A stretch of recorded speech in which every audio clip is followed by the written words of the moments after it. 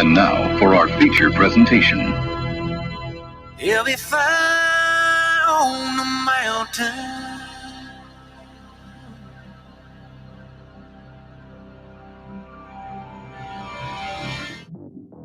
JB and Darren on the JB and Goldwater Show. Line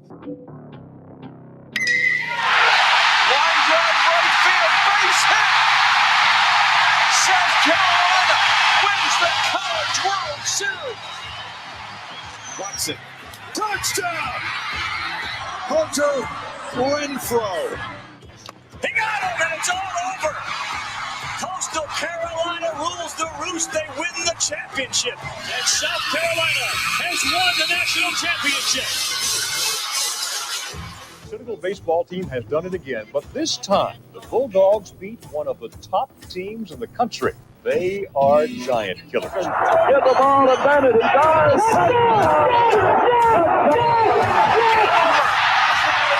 Gamecocks are in the Final Four.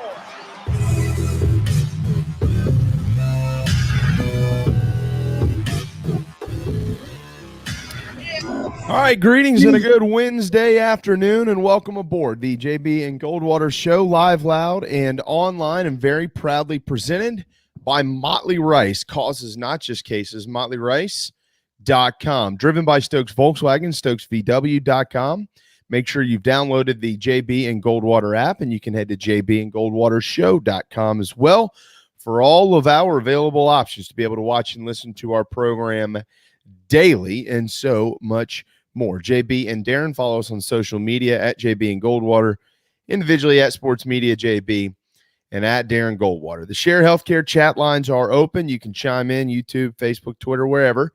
Darren will take those comments, post them on our screen, and we'll fuss and discuss throughout the afternoon. You can always send us a text as well at 843-321-8893,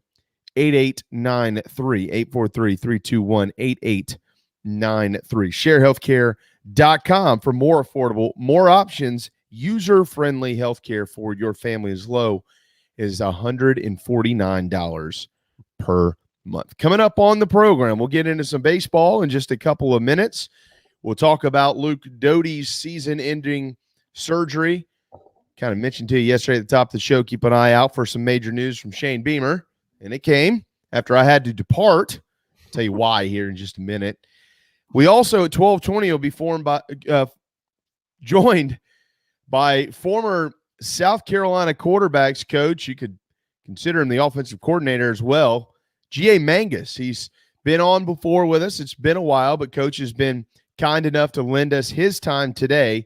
So 17 minutes from now, we'll be joined by GA is what they just get. Not coach, GA. It's called GA. So we'll call him GA as well. We do have Jon Blau with the Post and Courier coming up at 1:10 today. Clemson's got Pittsburgh this weekend. They also have more opt-outs this week. So we're going to get into the Tigers football program, try to figure out exactly what's going on up there, as Clemson is hoping to not drop another one this early in the season. It's been a while. And then Joe Cashion will join us at 1:35. He's the voice of Coastal Carolina. You may have heard they got a big one tonight against App State, some Wednesday night football battling with the ALCS and the NLCS. And that's where we're going to start here in just a minute. So, Darren, I apologize to everybody for having to bail in the middle of the program yesterday. That never happens. But what happened was, and luckily for us, we got good news. I got a call and then a bunch of texts while I was on the air that there was a major lice outbreak. And I had to go pick up my kids because they had lice. I thought, oh, sweet Jesus.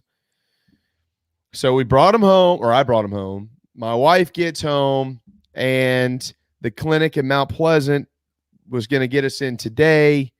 So it was about, let's start trying to clean what we can and keep them contained to certain rooms and stuff like that. And then they got us in yesterday, so we drove to the clinic, and they don't have lice. They didn't have the nits. They didn't have the lice.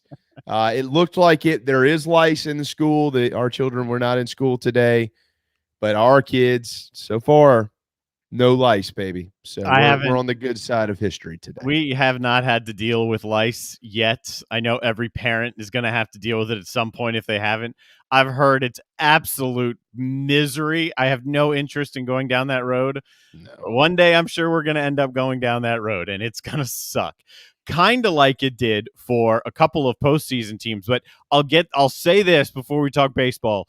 I'll caution anyone looking at Clemson and Mikey Dukes transferring and being like, oh my God, something's wrong with Clemson. He should transfer. He's good. He's not getting any playing time. He's got 10 carries in the last 2 years. Why should he stay? It's the same story with the other dude who transferred out too. This has nothing to do with a culture issue at Clemson. Zero. Oh, I don't think that. I don't think so. I do have a problem. Gamecocks had Rosendo Lewis transfer this week. I can't stand these kids leaving in the middle of the season. That drives me nuts. Because you don't know what's going to happen. Look what's already happened up at Clemson. I mean, they could have 2 major injuries this weekend, and then Mikey Dukes has to play. So I mean, what's he get? It's not like he can transfer and play somewhere right now. I can't stand that. But yeah, it's not a no. I don't think it's a culture thing. It's exactly what it is. It's a playing time issue. Same thing for Joseph Charlton as well. Speaking of baseball, I mentioned this. Coach Holbrook at the College of Charleston just tweeted 5 minutes ago. I'm going to read the tweet. Excited about tomorrow at CFC Baseball. Has some exciting news to share. Going to be a special day for our program. Stay tuned. I had a breakfast meeting last week with Coach Holbrook. I've known Chad a long time, one of the finest gentlemen that I know. And I know what he's talking about. This is going to be some pretty good news for the College of Charleston. So even if you're not a Cougar fan or a Cougar baseball fan, keep your eyes on this. This is going to be some interesting stuff coming out next week. All right, into the big leagues. Wow, what a night in baseball. So let's start with the Braves. And I know we got a short segment here because we have Coach Mangus coming up at 12:20. But let's start with the Braves and let's start with the home run. So here is how I would explain this. Okay, Darren. Everybody's beating up on Luke Jackson. That's not a bad pitch. Like Cody Bellinger deserves all the credit in the world for hitting that thing out of the yard. All right. He had him 1-2. You got 2 options there based on how that at bat had already unfolded. And yeah, Bellinger, he'll chase a lot. But he already gotten him on 1 high fastball at 97 miles per hour. It was the pitch prior. And in my head, I was watching it. And don't take me as, a Hall of Famer or anything like that. But, there's only a couple of things in my life I know how to do well. And one of them is call pitches. And so in my head, I was sitting here thinking, all right, well, you're going to go one of 2 ways here. You're going to basically spike a breaking ball in the dirt. You might not have to spike it, but it's got to be a 12-6 and it needs to fall off the table so it doesn't hang. Or you go right back to that high fastball and you try to get it a little bit higher and see if you can get him to either swing through it, foul it off, and then go to the breaking ball, or he'll just take it. But if he takes it, you've changed eye levels, okay? And then you go to the breaking ball again, or you go to that back foot slider or whatever you want to do because you've already shifted the eye level. And he chose to go with another fastball, and I think he probably missed by 3 or 4 inches. He probably wanted to get it up a little bit more. But unless you've hit a 97-mile-an-hour fastball that's at your shoulders, I don't want to hear blaming Luke Jackson, because what Cody Bellinger did there to get on top of the baseball and square it up was big league hitting to a T. It was literally all the credit it goes to that kid. That never happens. Darren, how many times do you see somebody drive a baseball at shoulder level out of the yard? It never happens. The good hitters can, and Bellinger can. I mean, yeah. And Bellinger's one of the best players in the game. But I hate the whole idea. And and by the way, he owns that someone is raw. It's a postseason game, man. These guys are good. Yeah, man, they're really good. Credit Bellinger more than hammering away some other. Credit Bellinger, man. The Dodgers had been 0-82 in the postseason when trailing by 3+ after 8. Yeah, 0-82, right? This is the fourth time in Major League history 2 LCS games on the same day end with the team trailing in the 8th inning or later, winning the game. Fourth Yeah. time it's ever happened. What we're seeing throughout Remarkable. this postseason, numbers like I just rattled off, there's historic number after historic number from this postseason. Absolutely. I'm with you. I give him all the credit. He deserves the credit. Ryan, I totally disagree with you. You absolutely can throw a high fastball at 1-2 after moving somebody's eyes up there. Absolutely. The key is that you got to get it above the last one. That's the whole ticket. And he missed. It was not a bad pitch call or anything like that. He missed by a couple inches and he hit it out of the yard. He missed. It happens. I mean, so to be hammering him is the wrong way to go about this, right? Scherzer missed on a pitch and gave up a home run. Yeah. It happens. That's the way this goes. So you can go either way with it. Was it a bad pitch? Well, he missed his spot, but that's not the focus. The focus is Bellinger turns around this ball and jacks it in a moment that the Dodgers, even a historic franchise like the Dodgers, haven't seen a moment like that. I mean, that's the focus point, not the fact that the pitcher missed, by a couple of inches. No, I give Cody Bellinger all the credit in the world. Seriously. I mean, that was, of everything that's happened in the postseason from an offensive standpoint, that's the best piece of hitting I've seen because he guessed. Because Bellinger's thinking one of two things there too. We know what's coming. It's either a breaking ball or a fastball. It's about location and execution. That's it. It's just going to be one of those two pitches, right, Darren? So, and so you're either going to try to react there, or what a lot of the big league hitters do these days, they're willing to give up the strikeout. You're guessing, and he guessed right, and it happened to miss by a couple inches, and he nailed it. So, if you're a Braves fan, which I am, that is like burning in your soul. Yeah, that sucks. If you're a Braves fan, that hurt. Right. I'm on my couch in the midst of a conversation with my wife, interrupting it like, yeah, if you're a Braves fan, that hurts. It hurts. But that's, like you just said, that's the postseason, man. And I mean, it just is what it is. And you're in the postseason because you're the best. And Dodgers have a lot of those guys. And this kid, he put a hell of a swing on it. I mean, a hell of a swing on it. And so they get all the credit in the world. I got a feeling this thing's going to be tied up tonight because the Braves are in a bullpen game now. And saying that, if the bullpen can go out and they're able to kind of pull the strings at the right times, there could be some tricks in there for the Dodgers to try to even it up. But it's an 8.08 first pitch on TBS, and Julio Urias is going to go. He's got an 18 ERA. He's not been off to the grandest of starts here. So the Braves are going to have some chances to score some runs tonight. It's probably going to be a great crowd up there, or out there, with now a 5.08 first pitch, and we'll kind of see where it goes. But I got a feeling, Darren, we're going to come back tomorrow. It's going to be an even series between LA and Atlanta. That doesn't mean that Atlanta isn't going to win this thing. Remember, they have home field advantage. At the end of the day, if they don't win the next two, it's going back to Atlanta, and they're going to have a chance to do it at home. So there's plenty of opportunity to get it done here. But, I mean, I'm not in panic mode. I know the Braves aren't. That team just – they've been here. They're not in panic mode. No, they're not. It's easier for a fan base to panic after that because, like, oh, my God, here come the Dodgers. And I get that. But, yeah, there's no panic here. Yesterday, Corey McCartney said it is going to go back to Atlanta. He thinks it's going to be Braves in 6. That's what it's been saying all along. So, however it gets back there, the Dodgers winning 2 of 3 in LA is how it gets back there. So, I agree with you. I feel like this is probably a Dodgers game, but who knows what happens tomorrow. And it's an interesting game just to watch the mentality. And like we said, like, they're not panicking. I think they're going to be early on. You're going to see it, whether or not it results in success on the field. You're going to see a loose group out there. It'll be evident. And by the way, speaking of panic, credit to Brian Snicker for managing a baseball game yesterday by not freaking out when Charlie Morton got off to a rough start and yanking him out of there, knowing that there's a bullpen game coming today. Mm-hmm. Like, he needs the pen today. All right. And so it was all about getting him calmed down and settled, and let's try to get him as long as we can.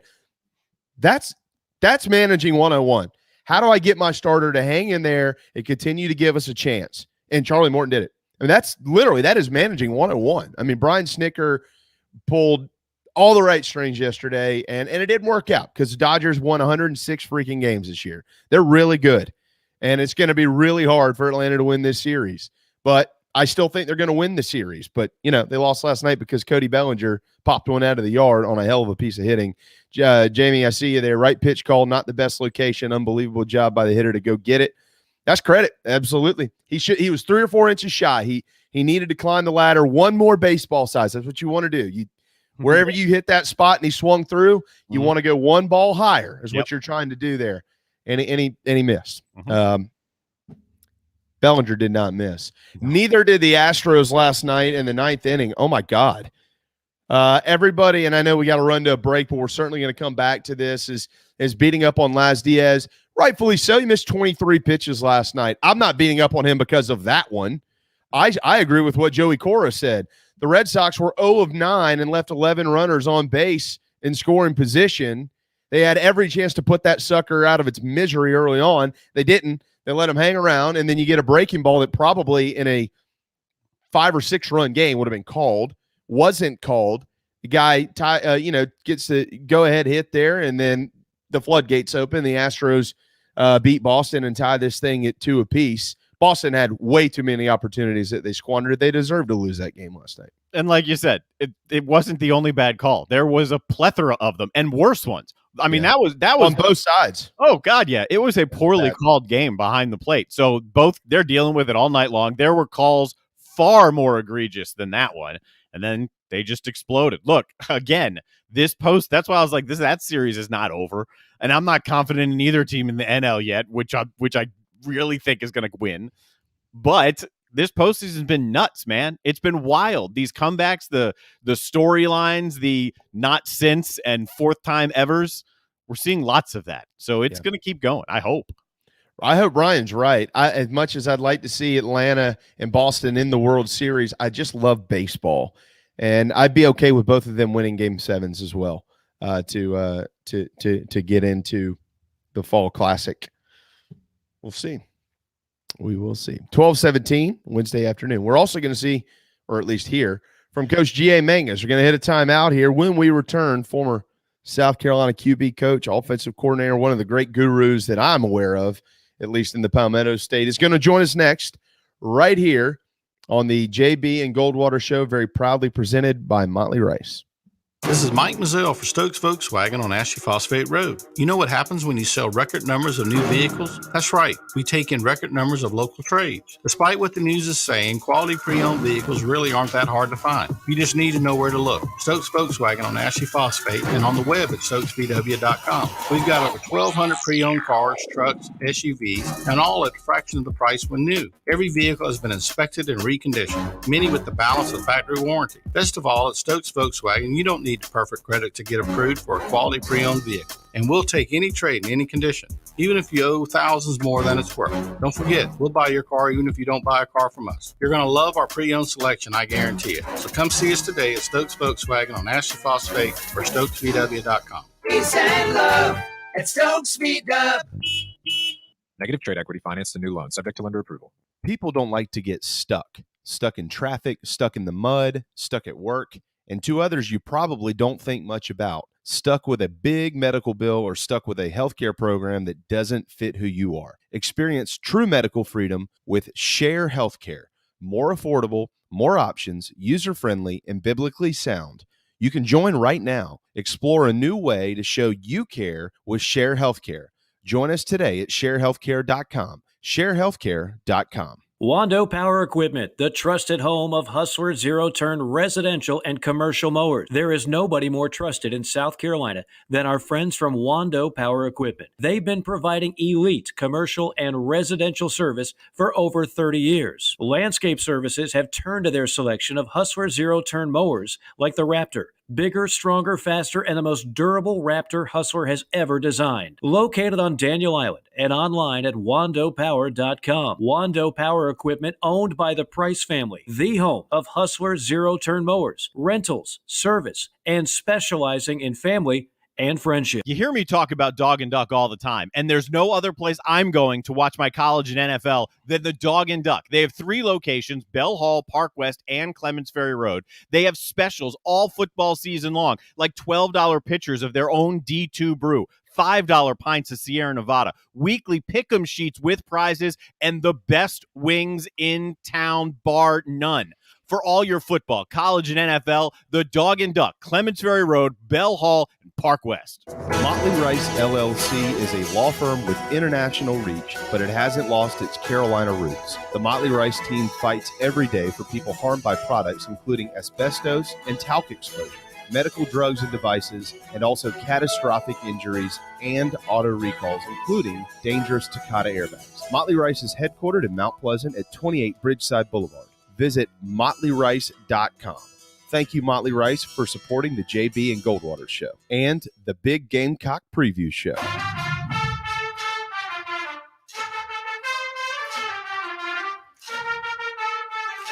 You're listening to the JB and Goldwater Show, live, loud, and online. All right, 12:21, Wednesday afternoon, October the 20th. Welcome back to the JB and Goldwater Show. Very proudly presented by Motley Rice. Causes, not just cases. MotleyRice.com. Joe Rice, led by our friend Joe Rice, never lost their local roots, headquartered here in the Low Country of South Carolina. Speaking of South Carolina, this guy knows a little bit about it. The whole state, the program itself. GA Mangus, one of the great gurus in college football and former coach of the Gamecocks, joining us now. What's up, Coach? How we doing, man? We miss you around here, man. People talk about you a lot. You ever hear all that chatter?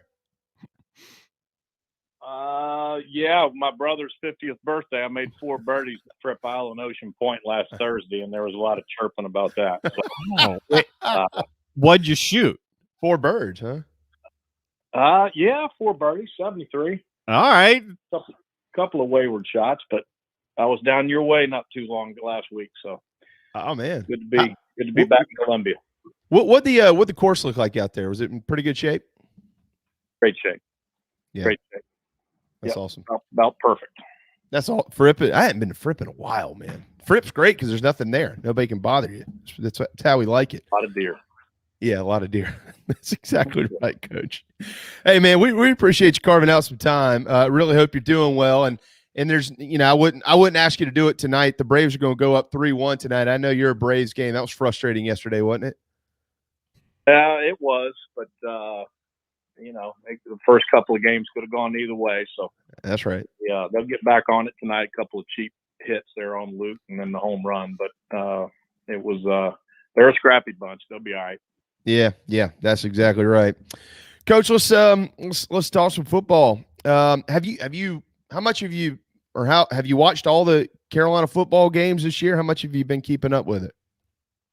Yeah, I keep up with it. I can't sit here and tell you I've watched every second of every game. But I have watched a little bit, and got a good chance to catch up with some guys last week, and Connor invited me and Lauren to the Hall of Fame induction ceremony, so I got caught up with a lot of old friends over there at Carolina, and last Thursday and got to see Connor amongst others get inducted, and so it was a great night and got caught up with some. So I still keep up with it, and got a lot of friends over there, of course, and always pull for the Cox.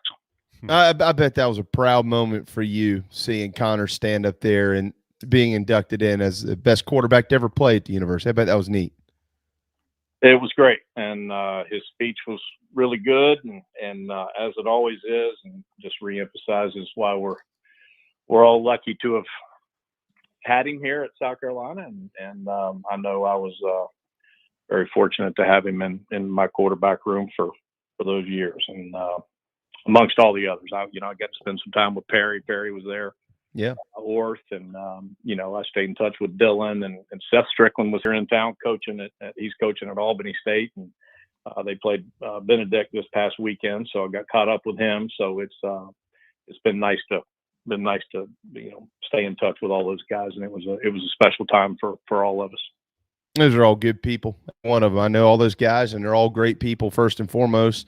Coach, There's been a lot of we were talking about chirping, right? There's been a lot of chirping over the last 7 weeks or so since game one about this offense at South Carolina, and in no way, shape, or form did I bring you on here to second guess people or anything like that. But you're a great offensive mind.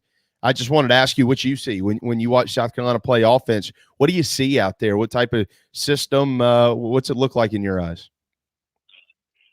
Well, it's hard to know that when you're not in the room. I mean, I know everybody has different backgrounds and different influences, and what I played in at the University of Florida and grew up in, back in the early 90s is not necessarily what I went off and called in coaching career. A lot of the basis was, but then you pick up people that you're around and under throughout your career, and we're all like that, whether it's Shane, Marcus, the DB's coach, whatever. It doesn't matter. We all move around, we all get influences, and then you figure out, what you want to do. And, watching South Carolina, obviously the strength of their team right now, I think, is the running backs, right? So, right. Those guys are good players, and last year seemed to be able, watched a lot of it last year, and Harris had an unbelievable year, considering. I know that it necessarily wasn't the amount of wins anybody wanted, but he had a great year, and led the league in rushing, and they could run the football. So, that hasn't looked like it's been at the same pace as it was last year in terms of the running back, and they have depth at the position. Those guys are all good players. I think Luke's been a little, he was back, obviously now he's out, but had that similar foot injury to what Connor had back in the day. And when we had to go up there to Clemson, it was about that time, and he tried to go and couldn't, and Dylan went up there on that cold night and in the upstate and had a hell of a game, and we ended up coming out on top of that one. And it was right up to the last minute. So sometimes, you got to have the edge, and now it's Zeb is a guy that's going to get a chance to go back in there now. So, it's depending on who's quarterbacking and depending on who's running the ball and all that, it's and not being in the room, it's hard to really decipher, exactly what is the, the end game and what they want to accomplish, and it's different than, I like no huddle and up tempo and things of that nature. And so it's I don't know how many plays they're running right now, but the run game at times looks like it was last year, and then at other times it doesn't. And those are the plays that kill you. I don't care what you're running; it doesn't matter what you're running. When you have negative plays, it's a killer. And it looks like Josh is making some strides at wide receiver. I know that seems to have been a struggle the last couple of years.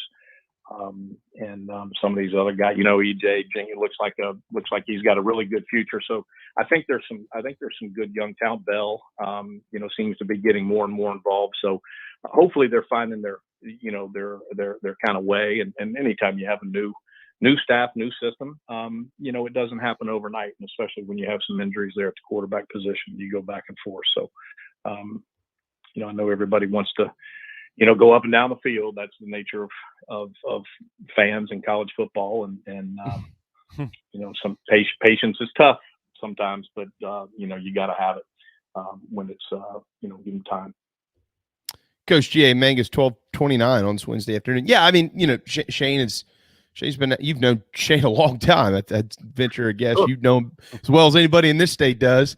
They're 7 weeks in, and he mentioned yesterday, and in particular about the offense, Coach. He said, "Hey, look, yeah, we're 7 weeks in. There's really no more excuses or trying to feel things out." Just paraphrasing here, he basically put the blame on everybody for their lack of offensive production from time to time. A lot of penalties, Coach. Obviously Luke's been dealing with some issues there, some miscommunication problems. I know Coach Spurrier never liked to see wide receivers run into each other on routes. They've had a lot of that this year and things like that, but they are 7 weeks in. But as you mentioned, it just takes time. So, I mean, how do you relay that message to a fan base that is anxious to see winning again in Columbia? Well, everybody wants to win, and I hate to lose more than I like to win. Right. That's kind of where we came from, and I know Shane feels that way too, and it's not any fun. Nobody likes to lose, and hey, that was a great, while the game was ugly at times, at the end, it was a hell of a job coming down and getting a 1-point victory, and at the end of the day, you take it, and it beats the alternative. Some of the mistakes and all that, penalties and turnovers and things, and you can go ask Connor about what Steven or Perry or any of them, turnovers was not something that, when you play that position, that is something you can't do when you're trying to be an efficient offense.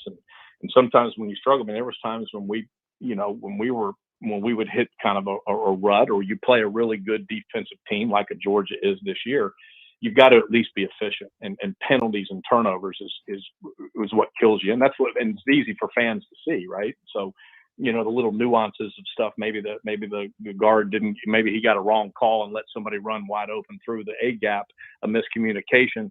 They don't know about the miscommunication, but they see the guy running wide open through the A gap and hit the quarterback. So those kind of things are things that need to get cleaned up, and Shane knows how to get that cleaned up and get it fixed, and they all do, or they wouldn't be here. They wouldn't be in positions they've been throughout the year. So they've all coached a bunch, and I'm sure they have their moments when they're frustrated. But I can just speak from when I was around and at South Carolina and under Coach Spurrier.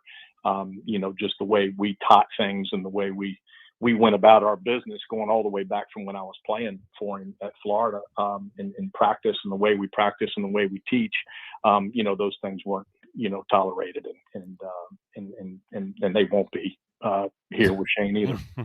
Well, Coach, we talk a lot about that Auburn game. It's not funny now because you should have won the game. I was there. I was sitting with Pat's parents, as a matter of fact, down on the plains in 2010, and Steven throws a couple picks. Well, you're out there. Connor, get in there. And then he fumbles it a couple times. You lose.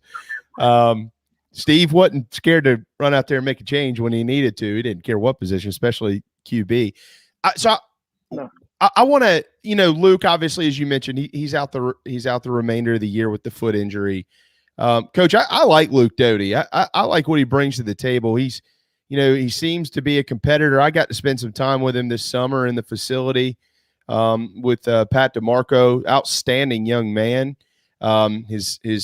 His peers really enjoy him. I think he's got some ability. I wanted to see what you thought about what do you see in Luke Doty, but comparably to what did you see in Connor Shaw when Connor was younger in the program? Well, Connor, coming out of high school, and a lot of people, the way fans are, and I had just gotten here from Middle Tennessee State when Coach hired me, and amongst the other guys that, when that big staff change happened before the 2009 season, I told Coach that, I had a guy I wanted to recruit, and he was my guy, and I'd recruited his brother J-Bo, who I got to spend some time with last Thursday. I actually had him committed at Middle Tennessee State. He was committed to me at the time, and to Coach Stock and all of us up there at Middle. And ended up going to Georgia Tech, got a late offer. They fired Chan Gailey, and Paul Johnson took him, but decided to take him at the end and let him play quarterback. Chan wanted him to be an athlete, and I was going to play him quarterback, of course. And so I was in the house a lot. So I've known Connor. I've known that family for many, many years, and we're way beyond coach-parent relationship. Their father's a coach, and we're good friends. And I got to catch up with Mom the other night, and I feel like they're part of my family. They're family to me. And so I told Coach, I said, but we went over there to see him. And I think at first sight at the time, Connor was like 5'11" and a half, 160 pounds, soaking wet. Wow. And so, with his, didn't have much hair on his head, even then. Of course, he doesn't have any now, but, he didn't have many then. And he's always been that way. But it's the intent when you recruit and you get to know somebody. That's always been the key for me when I was recruiting quarterbacks. The intangibles: is he tough? Is he accurate? The last thing is, does he have a great arm? That's kind of down. That's gravy. But getting to know Connor and all that coming in, what did he need to get? He needed to get weight on him. And he was going to do that. And he grew a little bit. I think he was 6 1/4, 6 foot, just a hair over 6 foot. But ended up getting up to about 185 pounds by the time he got on campus. And then of course he came early. So he had that advantage. I think Luke came early too, right? But when you get in there and you get in there early, it happens a lot faster. And Fitzy, and Joe Conley put the weight on him quickly, and obviously he and Steven had a battle, and we were very fortunate to have 2 good quarterbacks at that time. But Connor needed to develop as a passer, as a lot of, hell, he was a free safety. The beauty of Connor and what I like about guys like that, and Luke fits in that mold, is that they could play slot. Connor could have played slot receiver, free safety, quarterback, running back, you name it, nickel Sam. I mean, there's all kind of things he could have played because he was such a good athlete, but he did need to develop as a passer, and those were and learn how to play within kind of a pro system, which is not necessarily what he was playing in for his dad in high school. So, you recognize those things when you're recruiting guys, and then you got to go coach them up, and you got to, and you hope that they have the willingness to learn, and that takes some time. And Connor, it was to get comfortable throwing in the pocket all the time at that in the SEC. It takes some time and confidence, and obviously he developed and he became a better passer each year as he continued through his career. And then even going back to those years, Dylan. I mean, when Dylan first got here, Dylan was, hell, we beat the University of None on him in recruiting. And he didn't have any offers barely, if any at all off memory. But he really needed a lot of work and develop, but he had the want to. He had the athleticism to do it, and ended up, I think he's still the all-time leading one season passer in South Carolina his senior year, and he waited his chance and he developed, and he knew he had to develop and those things. So, that's kind of what I like. I like developing quarterbacks, and you recognize that in high school. What do they need to do? And then you try to make them better. And that's what every coach tries to do. I think, and I think Luke in high school, I liked what I saw on tape. I used to watch his huddle tape when he was coming here, and I liked him. He was a little bigger than Connor was, but he was athletic. He could play slot. He can, there's a lot of things he can do, and I just think he needs to just continue to develop as a passer, and I think he's, he's been his reps, and all that last year to this, I'm not out there at practice, so I don't see all that. Of course, now he's been getting the reps, and of course injuries set you back and you don't get as many reps. So, it kind of, keeps your progress from developing maybe quicker than everybody would like to see. But, I'd love to see him, have a healthy run and go, because I do think there's some talent there, and there's definitely toughness there. He appears to have all the leadership qualities and just, his just total knowledge as he continues to get older and with reps. I still think there's a really good future for Luke Doty. Coach, you said something in there about developing the quarterbacks and when you have to learn a pro-style system. I think you were referencing either Dylan or Connor right there, and not having done that in high school and getting to the college level in a pro-style system. These days, is there such a thing as pro-style? What is that when someone says this offense is complicated or this is pro-style? I mean, it's changed so much over the years. So what is it now? Yeah, well, I mean, it's just like, everybody says the spread, and people love to say they invented the spread. They didn't do anything. I mean, hell, the fun and gun was a spread offense. We just happened to be under the center. All of a sudden you go in the gun all the time, and then somebody changed it and said that the air raid concepts are very, very similar concepts to what I learned and played at University of Florida under Coach. Coach learned his from Lavelle Edwards, Don Coryell, and his time in the NFL, and Red Wilson and all his other influences that he had going all the way back to the 60s. And it just evolves, and everything evolves, and everybody now in the social media, you got to get a hashtag air raid or hashtag fun and gun, whatever the hell it is, right? And it's and the truth be told is it should say hashtag thieves, because we're all thieves in football. We watch a play, we do it. The question is, do you know how to teach it? And what I see today, when I say pro style, I'm not under center I formation. That used to be considered pro style back in the day, and the way the NFL guys do it. Well, now I'd argue the NFL looks a lot more like college than it does old school NFL, right? They throw it around the yard. It's air raid. They're hiring air raid guys. When I got hired by Kevin Gilbride of New York Guardians, he was a run and shoot guy. Then he got with Tom Coughlin, which was more Bill Parcells, what I old school pro style, run the football, play action pass. And what we found is when we put our systems together and made our playbook for the Guardians is that it was very, very similar. And when you really get the nuts and bolts, just called something different. So, with Connor, what I mean by pro style is coming in, learning how to go through progression reads, 1 to 2 to 3. And then the beauty of a guy like Connor Shaw, and what I've always liked, is that when you set your pass plays up, everything that Coach Spurrier, everything was 1 to 2 to 3 based on coverage, 1 high, 2 high. You keep it pretty simple. So you use the word complex. I don't. I think it's all. I think the beauty or the complexity in what we did and what we do offensively, and what I like to do offensively, is the beauty, the complexity in it is really the simplicity, but it's how you teach all the details of it. And I think that Connor and Dylan and Perry and Steven and all those guys, when it's explained and simplified into language that everybody has, all of a sudden 1 to 2 to 3, and then the beauty of a guy like Connor or Steven, or even anybody that has the ability to run a little bit, surely Luke, is that there's actually a fourth progression, and that's their feet, because they can take off running. And how many times did you see Connor when 1 to 2 to 3 was covered, and then he took off? Go ask Dabo. Back in the day when they played cover 1 all the time and cover our guys 1 to 2 to 3, and then Connor would go run 30 yards for a first down on 3rd and 7. That's the kind of stuff that makes guys really, really good players. But he had to learn that, because he would go from one guy, and if it's not open, he'd take off, because in high school he could rely on his legs so much, because very few people could catch him. All of a sudden you get in the SEC and you got to go through your progressions. Then if they're all covered, then who can't they cover? Quarterback. Okay. And he'd say, yeah, quarterback. So when you get that message through him, and then all of a sudden you see the end product, and he was pretty damn good the last couple of years, and very hard to defend.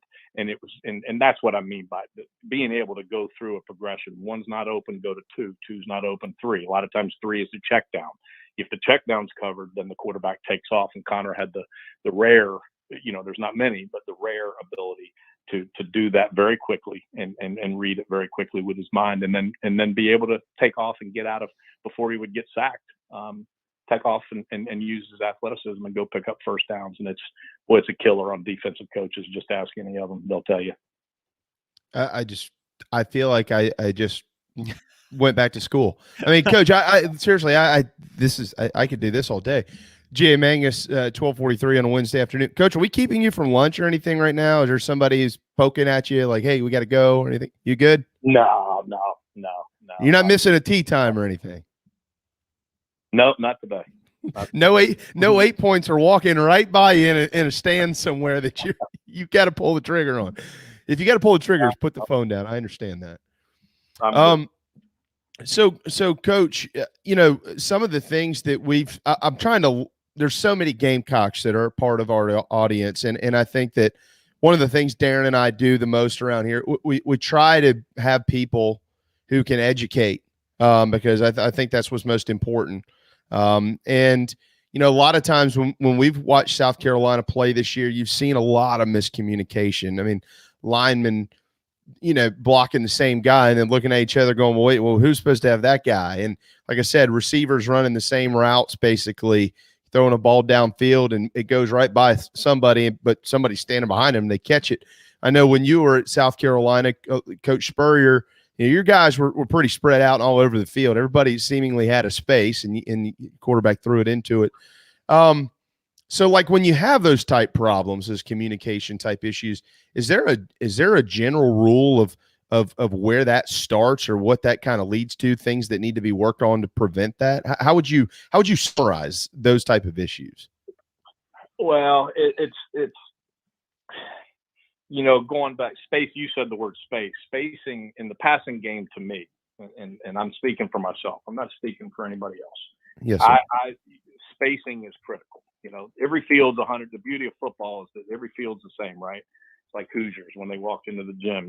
Every just because the place is bigger, the basket's always 10 feet tall. The court's the same size. Football's the same way. 53 1/3 wide, 120 yards, counting the end zones.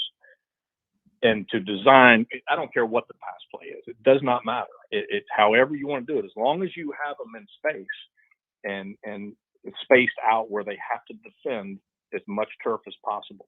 And I learned a lot of that from Coach Spurrier back in the day at Florida, and just that general passing game. And what I found based on what, say, we did in high school, which we had pretty good spacing in high school. I was fortunate to play in a pretty good system at Walton High School in Marietta, Georgia, and had good coaches. But then it gets expanded when you go play for, somebody like, Galen Hall and Coach Spurrier and their knowledge and everything always struck me that spacing is what it's all about in the passing game. And then the quarterback's got to be able to make the right read based on rotation, based on how many are in the box, one high, two high. I could go on and on, but it's that's the biggest thing I see. And obviously, if two guys are in the same space, that's not good. Somebody has messed up. Somebody has run the wrong route or whatever. And that happens. That's football. Occasionally that happens, especially, when I know for us, when we're installing, going through the installation process, and this happened even with the Guardians, and you're coaching pro football and you got those guys. And when you're first putting it, and it's so fast because we had a 25-second shot clock. So you're signaling it as fast as you can, and those guys are getting lined up. And occasionally, it's as you're learning, the game doesn't slow down for you, and you may run the wrong route. And when that happens, you got double bigs coming at each other. They may run into each other and get hurt. That's my big thing is just not getting them hurt. So if you stay in the space and space out with your designs, no matter what it is, you've got a chance for success because it's an awful lot of field to defend. And pro football, everybody's a little faster. They defend that turf a little better than college. The better defenses in college right now, Georgia defends more turf than anybody in college football that I've seen this year, defensively. But the more of it you can make them do, and the more they have to run and defend all that turf over a 4-quarter period, I have always felt like that in the end, in the fourth quarter, that you're going to have a better chance than not to win, and you're surely going to be in the game in the fourth quarter. But when you have guys running in the same area and all that, and communication, it's just the solve of that when that happened. And this goes back to Coach Spurrier, and a lot of coaches use that KISS, keep it simple, stupid. If it's and when I was a head coach, I used to tell my coaches, they say, well, this guy, he's just not getting it or whatever. And I go, well, then simplify it. Mm-hmm. Whatever it takes. Don't the kids are the kids. The kids are who we're coaching. That's who we got. That's who we're coaching. We're not getting rid of them. That's who we got. And so you got to make sure whatever it takes in order to get them to run in the right spots. It sometimes you just got to dummy it down, and make it simple. If they can't get it, then it's a lot of times coaches make the game a lot harder than it needs to be. They really do. And I'm guilty of that. I was guilty of that when I was a young coach for sure. Okay. And I had to have, Bill Cubitt was my boss, my first boss. He was my quarterback coach one year at Florida. And then he was my boss later at Widener University in Philly. And I was coaching O-line then. I was O-line coach. We changed from, he hired me, and we changed from, he's a wing T guy from Delaware, and we changed to where he wanted to go throw the ball more. He knew the waggle and the boot, but he didn't know the drop back passing game the way I knew it. And I was only 25 years old at the time. And so he made me the coordinator, but I coached the O-line. And in that transition, it was tough because the protections are totally different. And I needed to be told, hey, you got to dummy it down. And he did. And I was trying to teach our Florida system to guys that were coming out of a wing T. And I didn't give that. I gave them too much credit, and I assumed, and you never assume as a coach. The way I always assume they know nothing and start from there. Stance and start, and then go from there. Okay, they pick that up real quick, go to the next level. Boom, they know how to run a curl route. Okay, now put a double move on it. Or now teach them a post. Now teach them a dig and the route tree, and you start, and whatever they allow you to teach, you keep teaching it. But definitely, if things keep going wrong, you have to simplify it, and that's always been my rule, and it's worked pretty good for me, that's for sure. Final couple quick ones here, Coach, and we'll let you run. You mentioned being a young coach, some of the challenges that you had. Obviously, Shane has been coaching for a long time, but he is an incredibly young head coach because he's only done it for 7 games in about 9 months or so, 10 months. How have you seen him grow in the last 9 or 10 months? And as a young head coach right now in charge of an SEC football program that's trying to kind of find its rebound, what's he going through? Well, it's easy. I know exactly what he's going through. Mm-hmm. And my first, you never learn. You think you've learned a lot in years of coaching.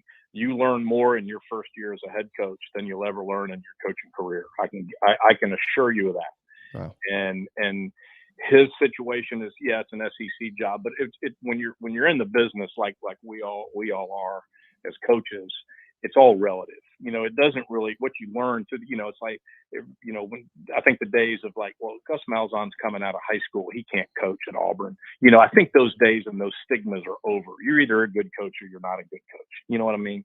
Mm-hmm. So when you take over a program that hasn't necessarily been in the winning ways lately, I know my first year at Delaware Valley College, now university, they had not had a winning season in 20 years.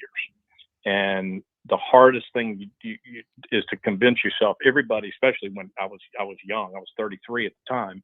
And so you go in there and you think you immediately going to win. And that's the expectation, right? That's the way we're wired as coaches. And then when it doesn't go good, how are you going to learn it? And can you stick with your values and your beliefs? And it's hard. It's hard. Like we went 2-8, but we were doing it the right way, and we needed to recruit, and we needed to get our people, and I had to convince a couple of guys on the staff that looked like they were in the jar a little bit. Hey, we're doing it the right way. Just keep coaching. We're all in this together, and we're doing it the right way. We're going to keep doing this. We're going to keep doing this, and then we're going to go recruit. I said, we got a quarterback, and we ended up winning 2 of our last 5 games, and we were on the path and see improvement, and that was the key. And that's all I told them is, as the season goes, let's get better. And as long as we're getting better, it's okay, because we're not ready to go win the championship right now. Well, then we went and recruited, and then we went 33-4 the next 3 years, and we didn't lose a conference game for my last 2 years there. So you have to, but there was many nights when I'd come home and tell my wife and go, yeah, God, is it going the right way? Am I doing it right? Should I change? If you have to believe, no matter what it is and what your beliefs are and system, it doesn't matter, whatever it is, you got to believe in it, and you got to trust yourself that you're doing it the right way.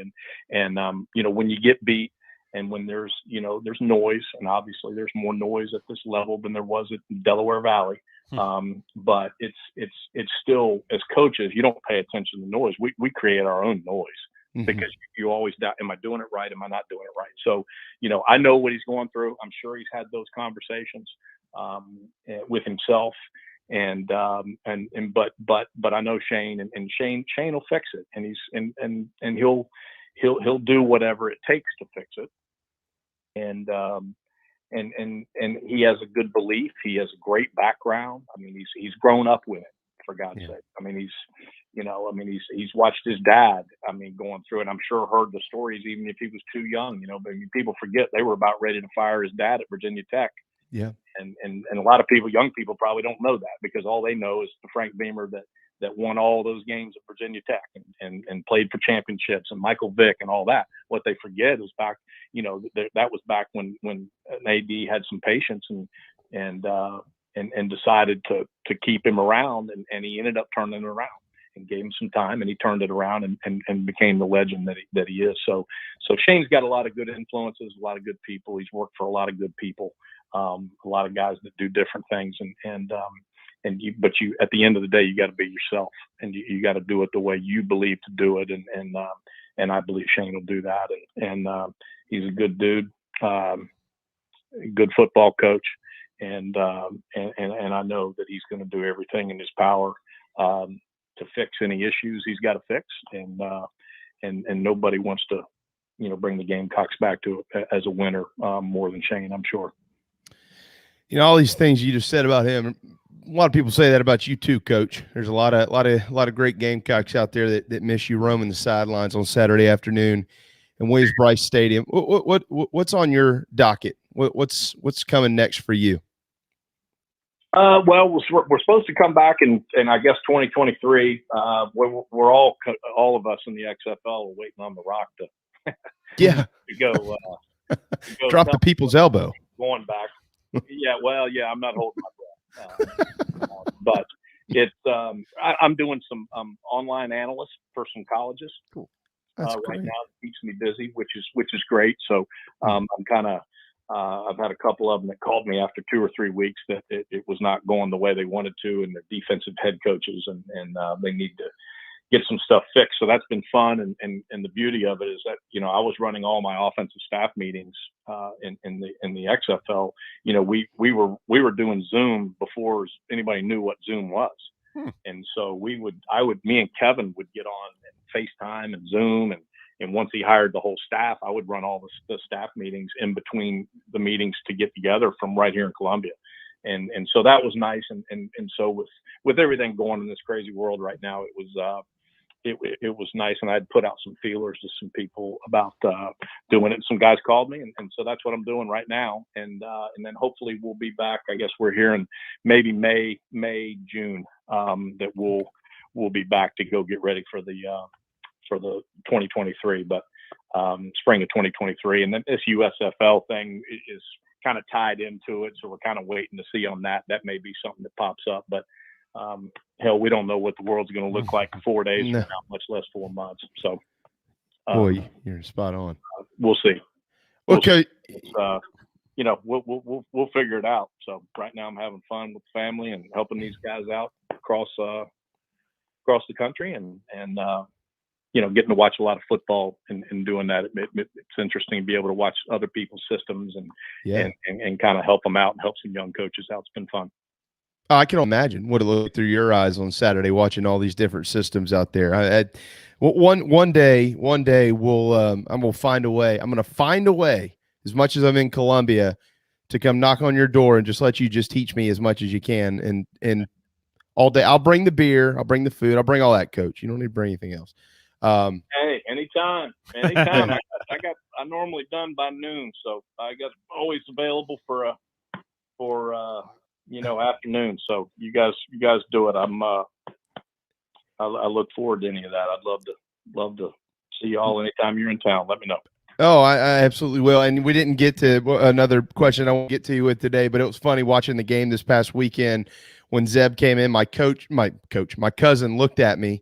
He was a quarterback himself. He looked at me, he said, "You know where this Zeb Nolan cat would fit in?" I said, "Where?" He said, "Right in the middle of a mid-90s Florida Gators offense. He would have been great under Steve Spurrier back in about 1996. I said, "I think the quarterback he had in 96 was pretty good, if I recall." But yeah, he was pretty good. He was pretty good. This kid can fling it around. I bet you and Coach Spurrier would like to have him too. He's got a nice look to him. We'll see how he does moving forward. You can tell he's been around, and I know, you know, nobody was happier than the guys, you know, over there with the Gamecocks. And Vanderbilt went into that drop 8 and rush 3, and he takes his steps and lets it go. And it was a hell of a job. I think, if memory serves, 5 for 8 for 75 yards and a touchdown to win the game. And you know, you're not going to get drop 8, rush 3 every single time, you know, anymore. And I used to tell Jimmy, my defensive coordinator at Del Valle, I used to tell him, you know, if you rush 3 and drop 8 with a touchdown lead, I said, just bypass your locker when the game's over. It's a problem, and don't play 2-man with a running quarterback. So those were my only 2 rules for my defensive coordinator back in the day. But you know, it was good to see Zeb do that, and he does. He fundamentally takes his steps and lets it go and throws it on time, and that's what it requires when they're dropping 8. And he did a hell of a job. So you know, it's his deal now with Luke, I guess, being out. So I look forward to watching him here in the back half of the season. Coach, thank you so much. We kept you for a long time. I told you I'm going to send you a gift card to go eat some lunch somewhere, take you and your family. So I'll text you, and I'm going to put one in the mail. I promise you. Okay? I appreciate it. You guys are good guys. Go Gamecocks. You're the man. Thank you, Coach. There you go. GA Mangus, 1 o'clock wrapping up here on this Wednesday afternoon. A splendid and very educational conversation with somebody that knows offensive football and football in general inside and out. That was awesome. Great to catch up with Coach again. He's one of the good ones out there. There's no question about that. There's also not a question that we need to take time out. So we're going to hit that. The national anthem will lead off hour number 2, and then Jon Blau with the Post and Courier will get us going here. Tigers have had an interesting week, and they've got another road trip in the ACC, this time to Pittsburgh. Joe Cashion will join us at the bottom of the 1 o'clock hour as well. Tonight, Coastal and App State play. He'll preview that as the voice of the Chanticleers. So it's a jam-packed final hour on the JB and Goldwater Show, very proudly presented by Motley Rice.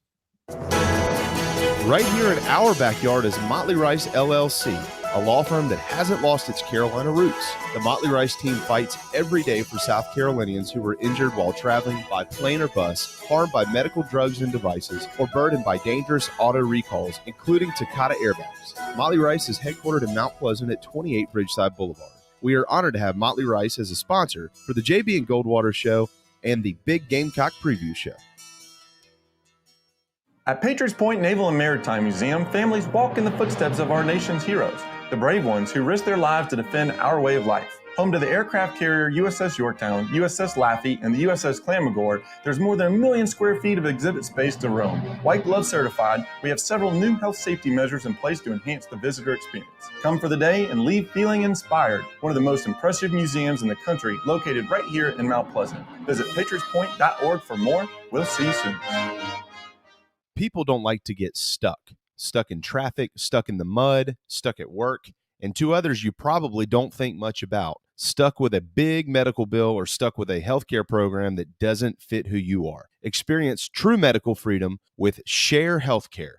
More affordable, more options, user-friendly, and biblically sound. You can join right now. Explore a new way to show you care with Share Healthcare. Join us today at sharehealthcare.com. sharehealthcare.com. This is Scott Glaze, head golf professional at the links at Stono Ferry, located on the outskirts of Charleston, South Carolina. I'm inviting you to tee it up on one of the most scenic and challenging courses in the Lowcountry. Our back 9 is highlighted with 3 holes that border the Intercoastal Waterway. Visit stonoferrygolf.com to book tee times and discover all that Stono Ferry has to offer. The links at Stono Ferry is a former South Carolina Golf Course of the Year and is also home to the College of Charleston men's and women's golf teams. Come see us. We would love to have you. stonoferrygolf.com.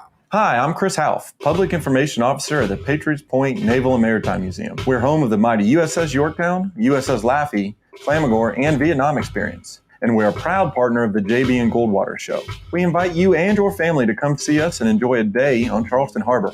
Visit patriotspoint.org for more information. And now, it is my honor to present the national anthem.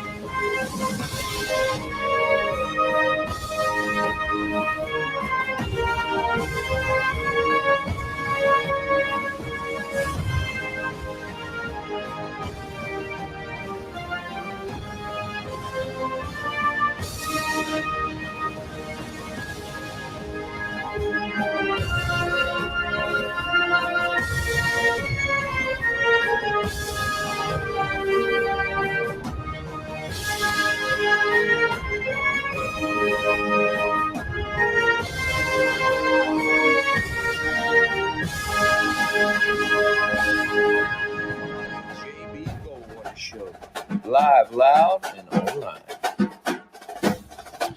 All right, final hour of the JB and Goldwater show, very proudly presented by Motley Rice, driven by Stokes Volkswagen, stokesvw.com. Thanks to former quarterbacks coach and offensive coordinator at South Carolina, GA Mangus, for joining us for 40 minutes in the last hour. That was a wonderful conversation with Coach.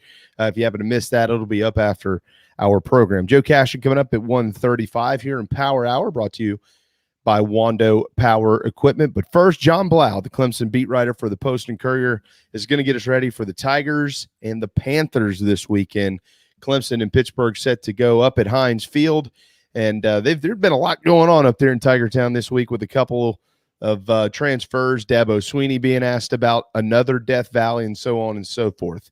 Here's John with the scoop. What's up, man? How are you? I'm good. How are you? Hey, it's mid-October. The weather has seemingly cooled down. We're all good, except for both Clemson and South Carolina can't score any points. So besides that, everything's fine. Well, sorry. Hopefully things will get better for you. But it is what it is right now. It is what it is right now. There's no question, John. All right, let's start. Let's start with Joseph Charlton and Mikey Dukes, both deciding to move on from the program. Obviously, playing time seemingly is the reason. But what's the latest with these two gentlemen? Yeah, I mean, Dabo talked about Joseph Charleston yesterday during his press conference that he just wanted a fresh start. He's had some injuries, other circumstances that allowed other guys to kind of take playing time and get above him on the depth chart. And so he wanted to, enter the portal, get a head start because he wants to be able to start with his new school in January. And that is kind of part of what's going into this, in terms of these midseason transfers. I know people are a little panicked because of the way Clemson's season is going. You got guys dropping in the middle of the season, but this may just be a trend in college football going forward. I mean, if you have the opportunity to play immediately at another school and you can get there in time for spring ball and you're looking to play, if you feel like you're down the depth chart and this season's kind of lost for you, you might jump into the portal. And that seems to be what happened with Joseph Charleston, but also Mikey Dukes, the backup running back. So, yeah, it's definitely a new world. I think that's what Dabo called it. It's the world that we've quote unquote created, I think he said. And it's just going to be a situation going forward, maybe. If the guys are going into the transfer portal, and I know this has been a large topic of discussion in the meetings that you guys have been having with Dabo, is it going to come a time this year when he's actually going to say, you know what, this can help our team? Is this going to be the year where Dabo Swinney taps into the portal himself? I think he has to. I mean, it's just, you can take these two scholarships and add them to the 2022 class, go get more freshmen. But at the same time, you're putting yourself at a competitive disadvantage then, because other schools are going to be taking more mature players that they can plug in if there is a gap, and there are going to be more gaps just because you're going to lose guys like you are midseason right now. Dabo even admitted it himself that, spring ball is going to come. There's going to be guys that are going to be lower down the depth chart than they'd like to be, and there are going to be guys that leave at that point, and you can't go inside a high school player at that point for the 2022 class. I mean, they're all gone at that point. So at that point, they'll have to, I would think. But there has been a little bit of a softening from Dabo. I think obviously he was a little grumpy after he's asked about it for about the third or fourth week in a row. But at the same time, there's a good point to be made, and also he's probably going to be forced in terms of the types of exits that are going on. You have to replace with guys who are more ready to play, or you're just going to have more inexperienced teams and less developed teams than everybody else. So I do think it's coming. How big he goes, that's going to be the question. All right, so in that running back room right now, you've got Pace, you've got Maffa, and you have Darian Rencher. Who else do you have? I mean, what if worst case scenario happens this weekend, John, up in Pittsburgh, and you get a guy or two in that room, two of those three that go down with injuries? Who's the next dude? Who's the emergency back if they need one? I think he was just saying, John, who's next, who's left in that running back room if someone else goes down. Yeah, no, that's a really good question. I don't know who. Will Shipley's hurt right now, so you don't know about his status. He will be back probably for next week, I would think, the way he seems to be trending. But this game, I'm not sure. So you're really, really leaning on Kobe Pace and Phil Maffa and hoping that nobody gets hurt. And if they do, Darian Rencher is going to maybe get some playing time, the walk on. So they are definitely cutting it close. I mean, in terms of where their depth is and how much they have left. I mean, Mikey Dukes obviously had an opportunity. I mean, after, Lindsey Dixon goes in the portal, I mean, Dabo Swinney talked about it, had an opportunity to kind of be more detailed, kind of show he's more consistent day in, day out practice and take that really great athletic potential and carve out maybe a niche or a role, but it just did not happen. They liked Phil Maffa more. So it just kind of was what it was. And then now it is what it is in terms of the depth at running back, which is not exactly where you'd like it to be. Jon Blau, Post and Courier. Am I back now? Am I good?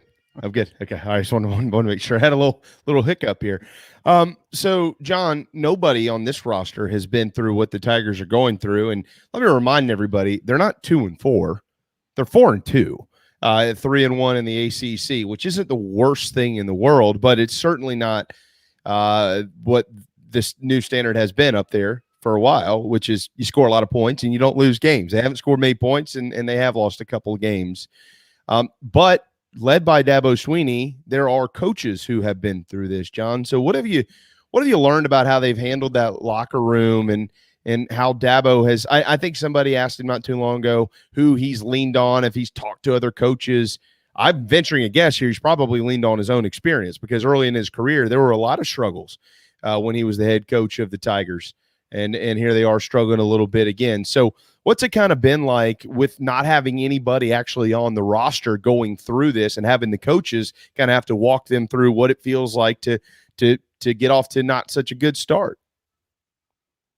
Yeah, it's kind of interesting. It's almost been like story time at times. I mean, after a couple of games, he was like, everybody talks about we've got no adversity. We've never had any adversity around here. And he went back and started talking about 2009, he thought he might not have a job after a while. I mean, then you go to, there's one season where they start off 2-3. They end up running the table pretty much, end up having 10 wins.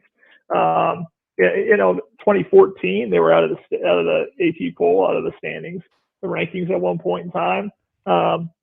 There's been times where Clemson football hasn't been what everybody expects Clemson football to be now. I think Chandler Catanzaro, he loves bringing up his story about him as a kicker, and he was terrible his first year as a freshman and ends up leading the program in points by the time he leaves. So they definitely tried to kind of bring up all the stories, all the times where things haven't gone exactly right, because there is a little bit of like a lost memory there in terms of that, because you go to the CFP 6 times in a row, you win 2 national championships.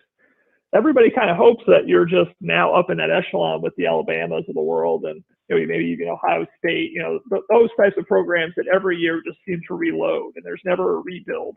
And this feels a little bit more like a rebuild, not just because you're 4-2, but because of the way it looks. I mean, the fact is you could have had some plays go the other way and you could be 6-0, but you could have had some plays go the other way. You could be 1-5 right now just because of all the one possession games you've had. So, yeah, no, it's definitely been something where they've had to bring up, really old tales of when Clemson wasn't quite the Clemson it is now, and the Clemson that everybody hopes it will be. But at the same time, they seem to be holding steady to a certain degree, other than on the offensive side of the ball. Maybe I should split it out. Defense is holding steady. The offense, Tony Elliott was saying, might be pressing because of everything that's gone wrong and not meeting the expectations. So they're trying to give them some TLC, I think is the word I've heard a bunch of times, trying to lump them up, trying to get them to play a little bit more free, but not total anarchy from what I can tell, but definitely some struggles that they have to work through. So John, we're at this point now. It's October the 20th. Obviously, at the top of our segment here, I was having some fun with you that Clemson's not scoring any points. South Carolina's not scoring any points. Thank God Coastal's scoring points. We do have Joe Cashion coming up here in a second. He can fill us in on what that looks like. But I mean, we continue to kind of, I say we, I think there's a collective group of people in this state that now you're 6 games in, Clemson is, and it's kind of, well, they just kind of are what they are. Like, does Clemson believe that? Like, we just are what we are, and we're just going to have to win on defense? What do they believe? Yeah, I mean, you do hear Tony Elliott saying, as he said it after the Syracuse game, that there was a belief that was the game where they were going to break through, where it wasn't going to be a 17-14 game. They were going to put up, I guess putting up in the 20s right now seems like some kind of lofty goal, but that they were going to be more than what they were at Syracuse. It just didn't happen. And so I guess we are what we are, or they are what they are in terms of me covering the team. It's just a belief that, you see it so many times.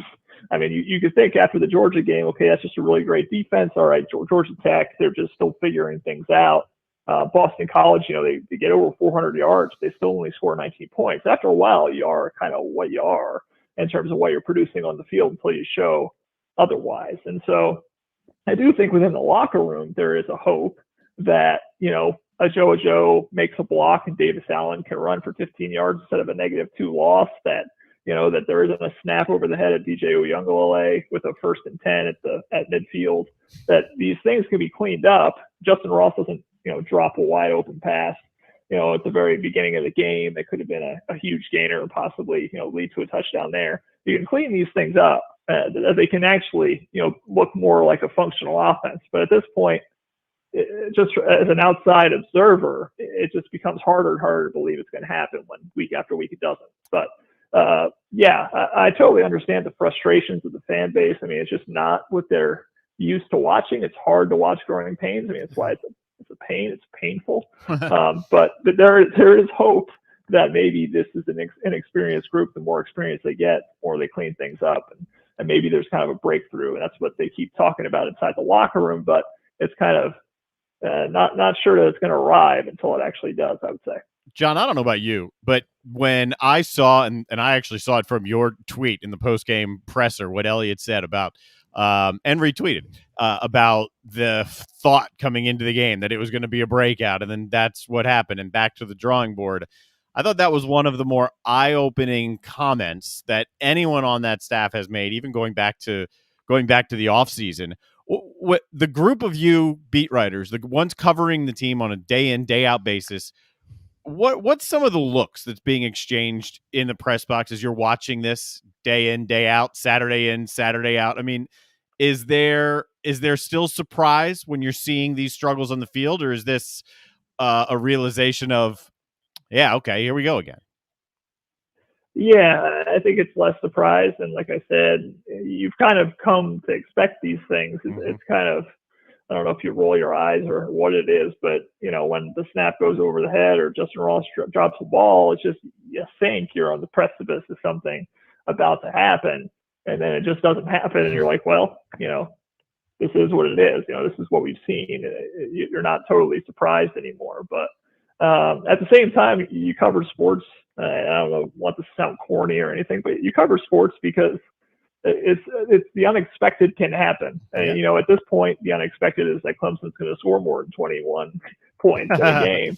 But it could happen. It literally, we could, in the next game or two, something surprising happens. But it is going to be surprising, and there will be kind of more of a wide-eyed expression, I would say, amongst those beat writers when we actually see, the DJ Uyunglele hit Justin Ross for a 60-yard touchdown. I mean, that's going to be the surprise. And we'll see if it happens. But that's why we cover the games. And I guess you can only dream that things will change and get interesting in less of a morbid way, more of a, a glory type of way. John, we'll see if it happens this weekend. I mean, this isn't 5 years ago, 10 years ago, Pittsburgh. This is a pretty good Pittsburgh team.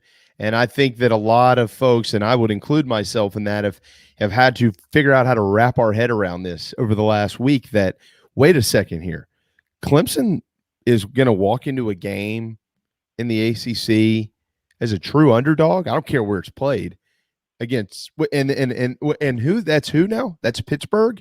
That's not possible. But it is possible, and it is happening. Right now, the Tigers are 3-point dogs in the 3:30 kick this weekend. Kenny Pickett's thrown for over 1,900 yards. I mean, you got a Pittsburgh team who can score a bunch of points. They are leading the league with 533 yards per game. We know all the stats, right? So What have those conversations been like this week in the upstate with the Tigers? They're very aware, clearly, of how dangerous the Panthers can be and certainly be at home at Heinz Field. But being an underdog, what has that – how has that been accepted, or has it been accepted by Clemson as they approach Saturday's ballgame? Yeah, I mean, I think that question was asked of Mario Goodrich, the corner, and I think he said something about, loving being the underdog, kind of embracing that. He's a guy who has had to work his way up, the depth chart throughout his career to be a guy who finally gets some, consistent playing time and being the man across from Andrew Booth Jr. I mean, I think there are some guys who are going to, accept that. At the same time, I mean, it's surprising. I mean, they're not used to being in this position, and the lines have just been interesting this year for me personally. I mean, when I saw them going to the Boston College game as a double-digit favorite, I was like, well, what is this? And then Syracuse was kind of the same thing. I mean, I don't bet because it would be unethical as a journalist to bet on the team I cover, but those lines, I mean, I was surprised that they were favored by as much as they were in those two games, just from what you see, like I was saying, in terms of the build-up from week to week. This is kind of more probably where it should be, whether Clemson should be favored or not over Pittsburgh. It should be a one-possession, 3-point type of spread, because that's just what you've seen from Clemson until they prove it on the field that they are the Clemson that has been able to run through the ACC. And again, it doesn't really seem like that's going to be the case this year. They kind of have to accept being that underdog. And I know that Dabo back in the day, it was little old Clemson, and that's what he would talk about all the time. That brings back a little bit of that now. I mean, they have to play with that chip on their shoulder.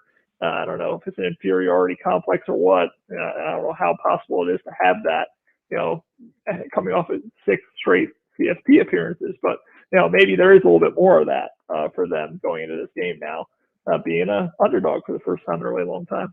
Yeah, Tigers are also the best defense in the league, at least by points allowed, only 12.5 of those. So as much of a challenge as everybody views Pittsburgh to Clemson, vice versa, it's going to be there as well.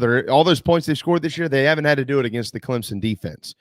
So they're going to have to try to get that done this weekend. Have there been, John, any, I don't want to call it distractions because it just happened, but Dabo's obviously been asked about the LSU job. I think one of the national beat writers said that, hey, look, Scott Woodward, he's going to make guys like Dabo Swinney say no, and possibly multiple times. So what has that conversation been like when Dabo has been asked? What have his responses been? Yeah, it was actually kind of funny. I mean, he just kind of really, I think he tried to almost basically mock the question itself. I mean, it is a legitimate question that needs to be asked. And I think Phil Kornblut was the guy to ask it. And yeah, it was. Kind of joked about it and said, yeah, well, I'm going to tell them to call philkornblut.com. You can be the middleman and you can take care of it for me. And the thing that was odd about it for me is that you can't call a website. I don't know if Dabo understands the internet. You can't call philkornblut.com. But yeah, no, he said that, and then I think he eventually got to, after the back and forth with Phil, in terms of the only Death Valley I'm worried about is right here. And that's for sure. So I mean, he kind of shrugged it off. It wasn't a complete emphatic denial. He didn't say like absolutely never in my life would I ever listen to LSU. So who knows? But I think that Dabo is trying to play with it, to kind of make it not as serious of a thing. But at the same time, yeah, if they want a flashy hire like Bruce Feldman says, and they're going to swing out of the ballpark, I mean, Dabo has put himself in that conversation. I think that was the other thing. I think Phil said, it's a list of big time names, and Dabo was like, well, I'm on a big time list. Wow, trying to really joke about being a guy, but he is a guy in college football. So if LSU wants to do that, they're going to do that. But at the end of the day, I don't know, if Dabo really wants to leave the ACC, where he's on top of a program that's usually the premier program in the league, and go to the SEC, where he's going to have to compete with all those guys at LSU. But who knows? I mean, we don't know until it's all said and done. But I think Dabo's trying to downplay it and kind of joke around about it a little bit. I don't blame him. And to be honest with everybody, I don't see Dabo Swinney leaving, and I don't think there's a need for him to leave Clemson pretty much ever, unless for some reason they run him out of there. But Yeah, it's not going to happen. This is a bump in the road. This is not going to be a trend for Clemson football with their struggles. Finally, John, before we let you run here, how do you view this weekend's matchup between Pittsburgh and Clemson? Tigers trying to avoid their third loss of the year. Yeah, no, it's all about Clemson's offense because, again, like you mentioned, the defense for Clemson, it is probably the best defense in the conference. I think I saw The Athletic put out a stat, the top 5 defenses in terms of stop rate. It's, Georgia number 1 and NC State number 4. Those are 2 teams that Clemson lost to, and then Clemson's number 5. So, I mean, Clemson is a really good defense. I'm not worried, that they're going to give up 1 million points. But at the same time, they may give up 21 points, maybe 24, 28. Clemson's offense has to show up in this game. I mean, DJ Uyunglele has to hit some deep shots. Tony Elliott talked about that. Defensively, what Pittsburgh gives you is the deep shot. They haven't really been able to connect on that this year. So DJ's going to have to hit on some of those, and they're going to have to be able to establish the run. And, with this offensive line, there's been a lack of continuity. Hunter Rayburn in and Mason Trotter in just after he gets a club taken off his hand. Can they continue to establish the run well enough to take some pressure off of DJ and to make those throws down the field a little bit easier? It all comes down to Clemson's offense. That's the most important deal right now. And we'll see if they show up. I mean, if they show up, Clemson's got a chance. If they don't, it's going to be a hard game to win. Jon Blau, beat writer for the Clemson Tigers for the Post and Courier. John, you do a phenomenal job. I love reading up on what you've got to dish out week in and week out. Thank you so much for your time. Safe travels to Heinz Field. Make sure if you get a chance to try the ketchup. Absolutely will. Maybe I'll bring you back some if you want it. Okay. How about this, though? Any Penn State connections to a fellow Penn State grad with insight into John Clifford's injury? I do not, unfortunately, but Nobody I would does. hope for Penn State's sake that he's good, because if not, from what I saw from that Iowa game, it'd be a little bit of a struggle. Yes. If they have to go with that quarterback for too long. Yeah, because if he's not good, then Penn State's probably not good either. But yeah. Good angle there, Darren. I see what you did there. That was nice. John, thank you so much. Safe trip this weekend and covering the ball game. We look forward to having you back. All right, appreciate it. Thanks, guys. Later. Yes, sir. There you go. Jon Blau covering the Tigers for the Post and Courier. Yeah, Dabo's not leaving Clemson for LSU. Nope, not going to happen. Just so everybody knows. Just want to remind everybody. 1:27 here on this Wednesday afternoon. A reminder coming up on the schedule tonight in baseball, or this evening, I should say, starting at 5:08, the Astros and the Red Sox. From Fenway, it's Frambler, Valdez, and Chris Sale. Chris Sale in Boston, because of him on the bump, probably have the upper hand in this one. But the Red Sox probably going to want to try to win Game 5 because 6 and 7 are in Houston. I said yesterday if they won, I thought the series was over. I still think the series is over. I still think the Boston will win this thing. And I think they'll win tonight, and then they'll win one of them in Houston, and it'll be long gone. But, yeah, can't go over 9 with runners in scoring position, Darren. That changes things in a hurry, regardless of how good or bad the guy is behind the plate. Gotta get 1 or 2 of those in play and try to score somebody. Julio Urias for the Dodgers against guy they just called up in Atlanta, undecided. Will go for the Braves still at 8:08 on TBS. It's a bullpen game that I have not seen an official starter yet from Atlanta. I'm sure we'll get it here shortly. Dodgers have really been struggling runners in scoring position too. I mean, you pointed out the Red Sox. Granted, Bellinger came through yesterday. I mean, up until that point, the last number I saw right before that, I think maybe it was a couple innings before, they were 0 for the last 18 with runners in scoring position. Whoa. So yeah, so I tweeted something out like, well, it's got sooner or later. I don't remember exactly what I said, but that's another thing, right? If you're a Braves fan, that's something to keep an eye on. Did that Bellinger thing, the keys to, hey, did that ignite the Dodgers? Keep an eye on how they perform in clutch situations today. Yeah, by the way, I mean, with the exception of that one and then a couple of hits that came after it as well, mad credit to the Braves. Yeah. Bullpen has been really, really good. And that's the thing. Everybody jumped on Luke Jackson, and not going to go back down the road we were on with that earlier necessarily. No need to. But outside of that moment, they've been lights out for a while. So they're going to have to be back there again tonight, as you mentioned. Again, it is a, quote, bullpen game for Braves baseball, Game 4 out there in LA.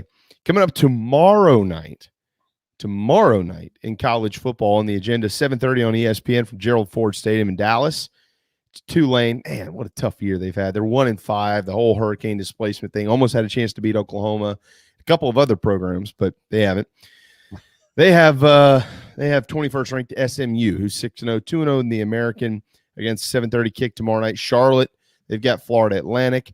The Louisiana Ragin' Cajuns tomorrow night, and Billy Napier, who might be on the short list of LSU future head coaches as well, 5-1, 3-0 in the Fun Belt. They've got Arkansas State, 1-5, 0-2 in the Sun Belt. ESPNU at 7:30. And then a late night kick. I know, Darren, you've been looking forward to this one for a while. San Jose State and UNLV. Yeah. At 11 o'clock on the CBS Sports Network out there from Allegiant Stadium in Las Vegas. That's all tomorrow night. By the way, just so anybody, if you know the name, Nick Starkel is the starting quarterback for San Jose State, formerly of Mississippi State. So he went from the SEC to the way West Coast, and he'll play tomorrow night. But tonight in the Fun Belt is Coastal Carolina and Appalachian State, 4-2 App State, 6-0 undefeated Coastal. Coastal, the Chants, 5-point favorites up there at Kidd Brewer Stadium. It is Power Hour on the JB and Goldwater Show. And when we return in a couple of minutes, we'll welcome Joe Cashion, the voice of the Chanticleers, who's making the trek to Boone to call the game tonight. And we'll get a good hard look at this one. Can Coastal get into a New Year's Six bowl game this year? You betcha they can. We'll talk about that in tonight's game on the other side of the break right here on the JB and Goldwater Show, very proudly presented by Motley Rice. Hopefully, you won't ever need legal help for a catastrophic injury or health issues from a medical drug or device. But if you or a loved one suffers injury or loss, Motley Rice LLC is a nationally recognized law firm that is right here in Mount Pleasant at 28 Ridgeside Boulevard. Thank you, Motley Rice, for sponsoring the JB and Goldwater Show and the Big Gamecock Preview Show. Visit MotleyRice.com for more. MotleyRice.com.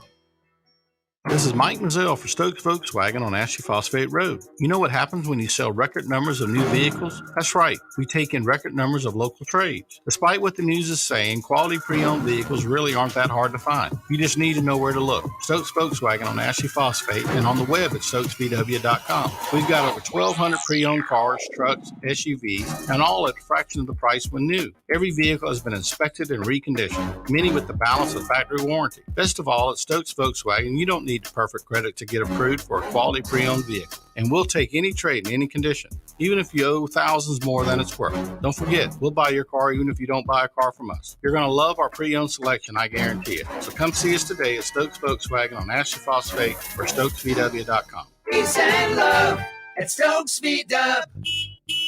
Negative trade equity financed a new loan subject to lender approval. Wando Power Equipment, the trusted home of Hustler zero-turn residential and commercial mowers. There is nobody more trusted in South Carolina than our friends from Wando Power Equipment. They've been providing elite commercial and residential service for over 30 years. Landscape Services have turned to their selection of Hustler zero-turn mowers like the Raptor. Bigger, stronger, faster, and the most durable Raptor Hustler has ever designed. Located on Daniel Island and online at wandopower.com. Wando Power Equipment, owned by the Price family, the home of Hustler zero-turn mowers, rentals, service, and specializing in family and friendship. You hear me talk about Dog and Duck all the time, and there's no other place I'm going to watch my college and NFL than the Dog and Duck. They have 3 locations, Bell Hall, Park West, and Clements Ferry Road. They have specials all football season long, like $12 pitchers of their own D2 brew, $5 pints of Sierra Nevada, weekly pick'em sheets with prizes, and the best wings in town, bar none.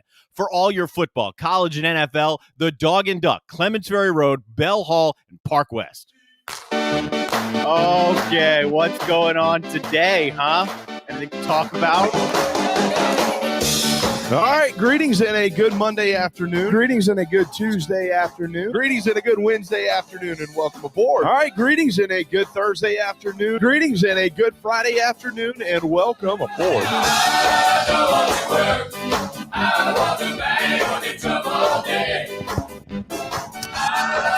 Final segment Wednesday afternoon, the JB and Goldwater show, very proudly presented by Motley Rice and driven by Stokes of Volkswagen, stokesvw.com for your next ride like this guy is making or has made to Boone, North Carolina, where tonight's matchup between Coastal and App State will have the place rocking. Kid Brewer Stadium, 4-2 and 6-0, the chance making the trip up there. Joe Cashion, the voice of Coastal Carolina football. What's up, man? How are you? I'm doing great, guys. We made the trip up, got here to Vanderbilt, where the team is hunkered down for the next few hours. Made that early today, and it's absolutely gorgeous up here. Can't wait to get on up the boat here shortly. How colorful is it? I mean, it's got to be full bloom fall up there. It's absolutely beautiful. We actually went a different way than I've ever come. We went to Morganton and came up 181, which is a bit windy, a little curvy coming up through here, but the fall colors are absolutely gorgeous here in the high country. This time of year, it's just a beautiful place to be. Oh, it sure is. It absolutely is. And tonight, it's not, in addition to beautiful, it's going to be loud. This has turned into a nice rivalry, Joe, and you've been right in the thick of it. Coastal is 6-0, ranked 14th in the country. They're shooting for at least a New Year's Six bid. App State is off to a 4-2 start. You got two star quarterbacks in this game in McCall and Bryce. You got national television. This is a big-time atmosphere. This is big-time football. This is what Jamie Chadwell wanted, and he's got it. How do you look at this matchup tonight? I'm sure you've had plenty of time to think about it on the ride. Oh, yeah, there's no doubt about that. I mean, there will be 25 to 30,000 people. We have, pretty good information that all the tickets have been sold. Now, whether you get everybody in the seats or not on a Wednesday night up here, that's another thing to be seen. But no matter how many people show up, it's going to be loud. Again, a nationally televised game. This will be the 14th time in the last 18 games that we've been on a linear TV network. So it's been great exposure for Coastal Carolina over the last year and a half. And yeah, I mean, the rivalry really kind of took off last year with our finally winning in it. A rivalry becomes one when the other team wins. So, after the first 5 losses here in Boone, hopefully we will break through and get our second win in a row against this team. And you're right. I mean, quarterbacking, Grayson McCall for us is putting up, video game numbers through the first 6 games, and Chase Bryce for them. I mean, he is extremely accurate with the football. We got to make him uncomfortable like Louisiana did about a week and a half ago. But, those two guys will be the focal points, I think, as we get ready to kick this off tonight. It surprised me, Joe, that Louisiana beat App as handedly as they did. Is that a good thing or a bad thing for Coastal Carolina with App coming off that game into this one? That's a great question. And I was surprised, too. I mean, App has not taken a beating like that since they come into the Sun Belt Conference.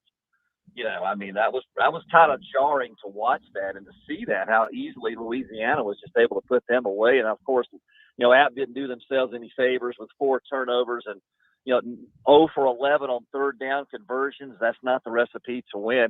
I don't know that our coaches and players really put a lot of stock into whether it's, a good or bad thing. I mean, obviously, App, no matter what they had done last week, they're going to come out with a full head of steam tonight, being at home, being on national TV. We're going to have to weather a storm early. I imagine they're going to want to come out and redeem themselves from what happened a week and a half or so ago. But I don't know that Jamie really, weighs a lot of that. No matter what happens, no matter what has happened, App's going to be ready to play tonight, and we're going to have to be ready for that energy from them and from the crowd as well. Joe Cashion, voice of the Chanticleers, 138 here on the JB and Goldwater show on a Wednesday. And that's what I'm asking you. They're playing this game on a Wednesday night on national TV, Joe. What does this mean, not just for the Sun Belt, but for, what does it mean for Coastal, but all of the programs that get this opportunity, especially the ones that are playing pretty good football like y'all are at this point in time? The spotlight, if you want to watch football tonight, there's only one game you can watch, and it's Coastal and App. There's no question about that. And you just said it all right there. We're the only game in town, right? And with college football being as popular as it is, with as popular as we were last season, we were the darlings of college football. When there was a feel-good story to try to dig into, we were it. And so once again, as I mentioned a few minutes ago, this is the 14th time that we'll be on a national TV network that all you have to do is sit down in your easy chair or on a couch and click on the TV, and there we are. I mean, you can't put a price tag on that, both for us all of our athletics programs, and then for the Sun Belt Conference as a whole. I mean, playing on a Wednesday is odd. You know, our October schedule is odd to begin with. We played last 13 days ago on a Thursday night in Jonesboro, Arkansas. You know, we were, one of the few games on that night. And now we've got this Wednesday game. Next week, it's another Thursday game for us. So it's an odd thing for the coaches to have to try to manage game weeks. You know, traditionally, it's you play Saturday, you do whatever you do on Sunday, you get right back to it on Monday, you play again the next Saturday. But it's an odd thing to have to manage a schedule where you play these weekday games, but you can't put a price tag really on the exposure that we get. And of course, if we come out and play well, that's just even all the better for us. So hopefully we can come out and put a good show on for, the TV audience that'll watch us tonight. Yeah. Troy is what next Thursday. Yeah. Next Thursday. Yeah. And then you still got South Alabama coming up on a Friday. So I think 5 or 6 games, basically half the schedule this year in total, Joe, have been weeknight games, whether it's a Wednesday or a Thursday or a Friday or something like that. How much, I don't know if you have the answer to this question, but how much input or pull does the school have itself in getting these scheduled, or is this just kind of a no-brainer when they're offered, you take them? The school has a little bit, like when, and I'll give you an example, when TV has the pull. Right. Right, yeah. Basically, the league and TV, right. They kind of dictate when we play. However, when they moved our Kansas game to a Friday night, Jamie wanted to go ahead and play the Citadel on a Thursday the week prior, just so we would have that extra day as opposed to losing a day. So in some ways, in that way, there's a little bit that we can do, but by and large, it's the TV, ESPN, whatever they want to put on TV, that's what the league is going to do, and that's kind of what we wind up having to do. So kind of at the mercy of other forces there. I kind of got an off-the-wall question just to interrupt. We're talking to the voice of the Chanticleers, who's just spent 10 minutes talking about the great television exposure. So right. how has it helped the radio side of things, too? Well, I mean, or has it? Radio guy, I wish everybody would click the TV off and listen to us every week, but I understand what it is. I think it's great. I think it's we will still have a job no matter whether we're on TV every week or whether they never show us ever again. Mm-hmm. There's always a market for radio. People will listen no matter, a lot of people won't be able to watch it. So the people out there that may be driving around, may not have access to a television, they're going to try to find it some way or another, whether it be online or whether in their cars or, whatever it is. Radio there's a place for us, I think. I always believe that until they say, hey, you're fine, you're out of here. So, but I think it's great. I wish we had every game on national TV, and we'll be fine no matter what. Well, people are lucky that in this state to be able to watch Coastal tonight, 48.8 points per game. Let's see. If you add up South Carolina and Clemson's total points per game, I think you're still about 5 or 6 points less than Coastal scores. So the Gamecock and Tiger fans finally get to see some offense tonight, I think, in this series. So in this game, what's interesting about this series, Joe, is last year was Coastal's first ever win over App State. So it's a 6-1 advantage in favor of the Mountaineers. But I the feel that I get is that Coastal and the Chants view this as a great rivalry game now, especially because they've actually won a game in the series. Coastal is the class of the league. App State has been the class of the league, and they're battling to try to get back there. Obviously, if they can beat Coastal tonight, they'll make a statement towards that. But do you consider this a rivalry matchup? And has this been something that's kind of been building within the program for a while? Like, hey, we're gunning to be better than those guys because those guys have been the elite. I do view this as a rivalry game, primarily because we won last season. As I mentioned a little bit earlier, if one team has a one-sided advantage over another, that playoff, it's hard to kind of really call that a rivalry. You got to get a win at some point in time. Yep.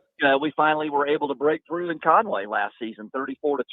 We played awfully well in that game. Grayson had a big game. And, you're right, because when we came into the league in 2017, you looked at the top teams, there was App.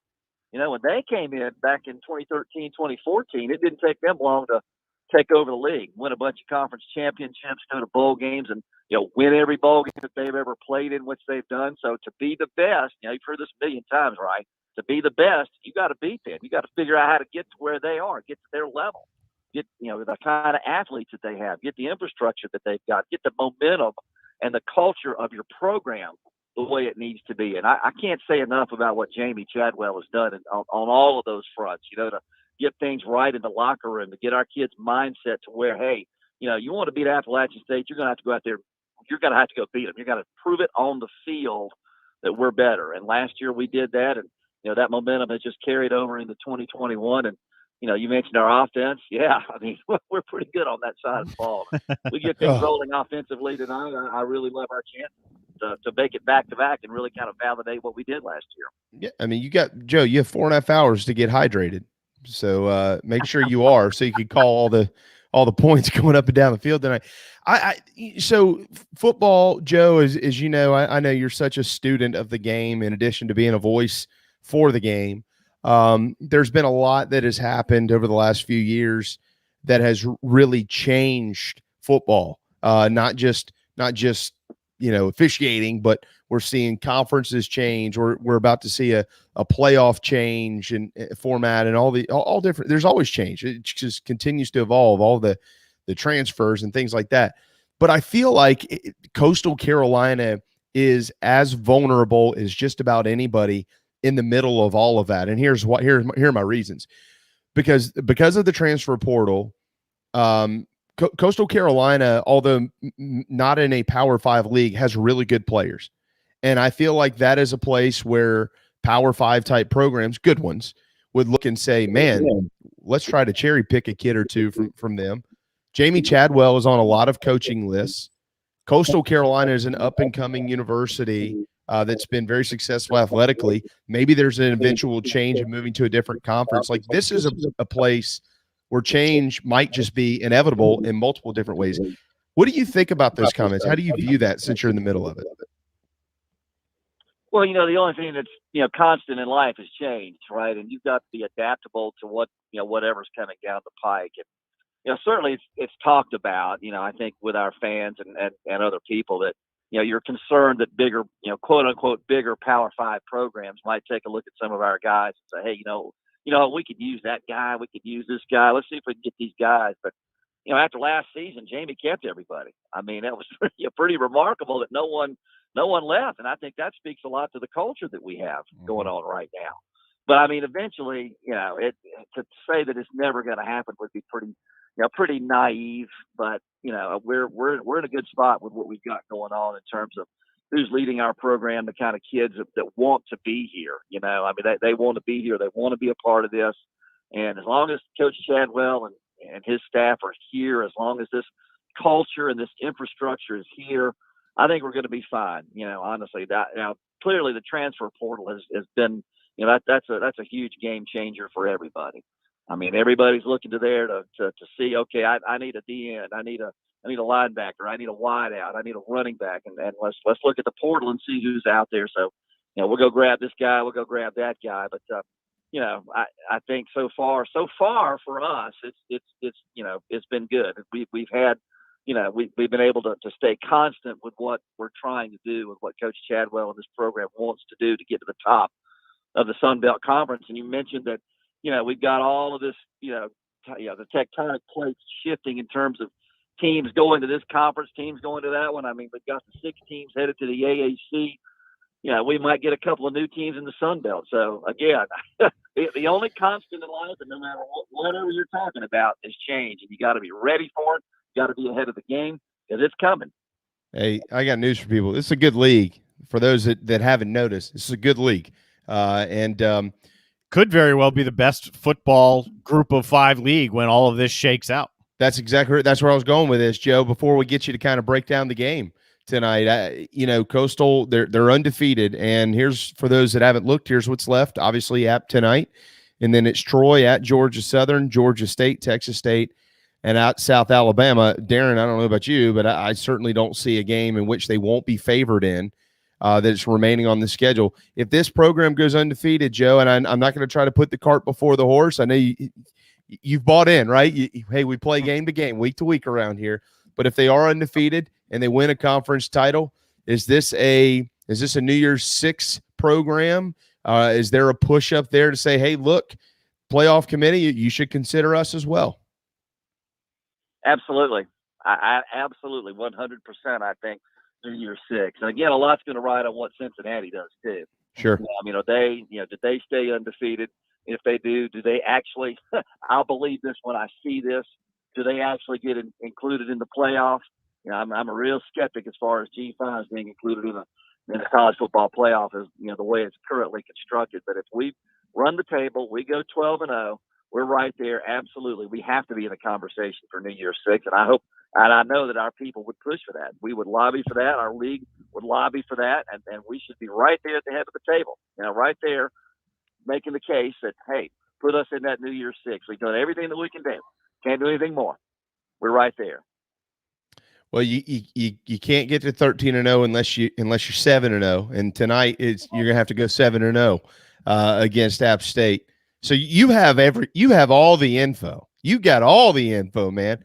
We're just going to ask you. I wish I did. Hey, well, here's what we do know. These two quarterbacks can play. McCall and Chase Bryce, obviously former Clemson kid. Break it down for us. What do you see tonight? What are we watching for? Big plays from Coastal. That's kind of what our bread and butter has been this season. Our offensive efficiency is off the charts. If we come out early and hit Appalachian with some big plays, I really like our chances in this game. I mean, Grayson has, again, numbers off the charts. Passing efficiency rating, completion percentage, yards per attempt lead the country. It's just crazy. 49 points a game. Third down conversions, 61%. If we're that good on third down tonight, we're going to win. I'm just going to tell you we're going to win. Right. And if Appalachian State's going to win, they're going to have to slow us down. They're going to have to get off the field somehow or another. 63 possessions offensively for Coastal this season.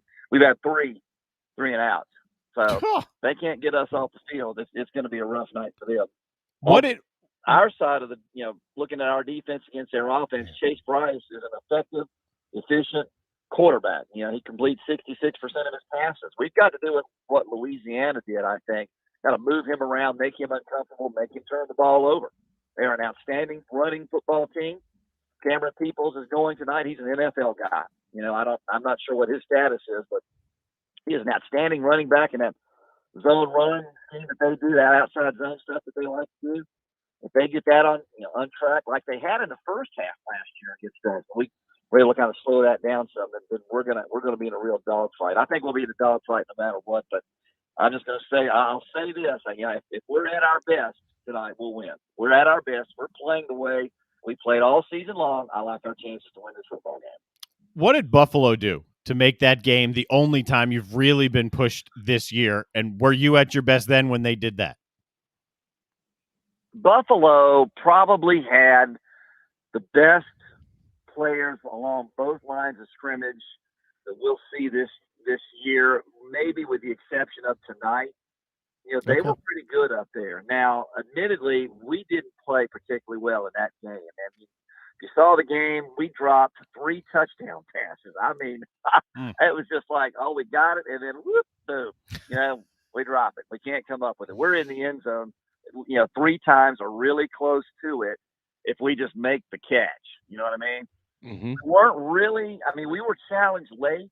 But we had control of the game, I thought, through the second half. But, I'll give Buffalo some credit. They were able to sustain drives and keep the ball away from us, which no one else has been able to do. Buffalo's not a bad team. They're not a bad MAC club, and playing them on the road, they were ready. But, we did not play as sharp on either side of the ball. Again, drop passes offensively, missed tackles on defense. Lord have mercy. We missed tackles left and right. And I know Coach Staggs, our defensive coordinator, he wasn't real happy on the plane ride back, even though we won the game. So those guys went to work on tackling, the week after that game. But that again, that's the only one we've really been challenged. But I really think a lot of that was we didn't play the best that we could play.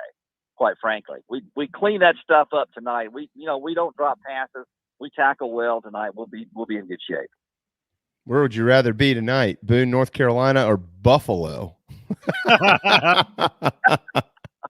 Yeah. I tell you what, Buffalo was not a bad trip. I had never seen Niagara Falls, so we went over there. We got there early in the day, and I'd never seen that. That was an amazing sight to go over there and see that. And then we went to the place of the original buffalo wing, that night before the game. So that wasn't a bad trip all the way around. Even though we didn't look great, we came away with a win. So it was a good weekend. But nowhere I would rather be than Kid River Stadium here in about 4 hours. Which wing place? Because I've been up there a couple times, and there's a couple places that claim to have it. I've been to Duff's, I've been to Anchor Bar. They're all good. Which one did you go to? Anchor Bar is the one we went to. We wanted to go to Duff's. We tried Duff's, but there was a line. Holy mackerel, longer than, like Atlanta traffic, on I-20 trying to get out of town or something like that. I'm like, you know what? I'm not into waiting a long time. When we heard about Anchor, we said, let's just go over to Anchor. We walked right on in there. They were great. Yep. I bought me a thing of sauce I brought home with me. So, it was a good trip. Yeah. Pro tip, by the way, if you go to Buffalo and you're all busy and stuff, there's an Anchor in the airport. That's really good. It's perfect. So you can also get them there. Yep. In Buffalo. Okay. Yep. Next time I'm in Buffalo, hopefully in the summer, I'll check that out. But October through March in Buffalo doesn't sound splendid to me. Nope. I hope it is splendid for you tonight, Joe Cashion, voice of the Coastal Carolina Chanticleers, searching for their first ever victory in Boone, North Carolina. Don't misinterpret that. It's not like they've played 30 games up there or something. They've only played 5. They're 0-5 to this point, but win number 1 tonight would give them win number 7 on the season in pursuit of an undefeated season up there in Conway. We have an audience that is literally all over the state and beyond that, Joe, with the thousands that watch and listen to us every day. So for those that would like to hear your voice, how can they find it if they're not in the Conway, Myrtle Beach area? Well, they can go to WRNN.net. That's Hot Talk 99.5. That's our flagship. That's their online link. You can go to their website and click on their online link. You can hear us that way. You can also go to Sirius XM 131 tonight. Plugging satellite radio, but I'm glad they have picked us up. But that's another way you can hear us. But, clearly, you'd rather tune into our flagship on WRNN.net, and you can pull us up and listen to us. We're on the air at 6 o'clock tonight, so that's when we start our countdown to kickoff. If I could swap shoes with anybody tonight, it'd be you. I'd love to be calling that game up there in a beautiful part of the country. Joe, go get them, man. We know we've kept you for a long time. That was by design. You're really good on the air, and we wanted to keep you around here to keep us entertained for a while. Thank you so much. By the way, all this food talk, it's National Chicken and Waffles Day, so maybe you can find that entree somewhere to celebrate a victory. I hope so. It might be a little bit late tonight, but hey, we'll hunker down. We'll find some place to get us some good chow, get us some win, and get us some good eat. So maybe a beer. Thanks for having me on. Chicken and waffles and beer. It all goes well together after you win. Good luck, man. See ya. Thank y'all. Yes, sir. Thank you. Joe Cashion, voice of the Chanticleers. For those of you that have just moved to the great state of South Carolina, that's how you say it. Chanticleers. By the way, shout out to the Chants. Next year, in addition to playing Army, which we know how dangerous they can be, they also go to Virginia. They go to UCLA in 2023 and Army, and they play Liberty. In 2024, they go to Liberty. They go to Temple. They play Virginia again. They're at Virginia again in 2025 at South Carolina as well. So Jamie Chadwell, Coastal Carolina. I don't know how far in advance some of these have been set up. I do know that Carolina one's been set up for a while, but the Virginia, the Liberties, the Army game. Who the hell wants to play Army? What's wrong with y'all? Why do you want to play Army? You'll see it tomorrow when we show our post-up careers weekend resume. Army's on it. Army made the list because they've got Wake Forest. They haven't lost yet either, Wake Forest, and Army almost beat Wisconsin. So they are on that weekend resume. Yeah. Careful. Hey, in addition, by the way, I meant to tell you, I know that you're big bra fan. It's Bra Day USA. So what are your favorite bra today, Darren? I mean, I guess I'm a fan of them. You don't have to say anything else. I could have gone.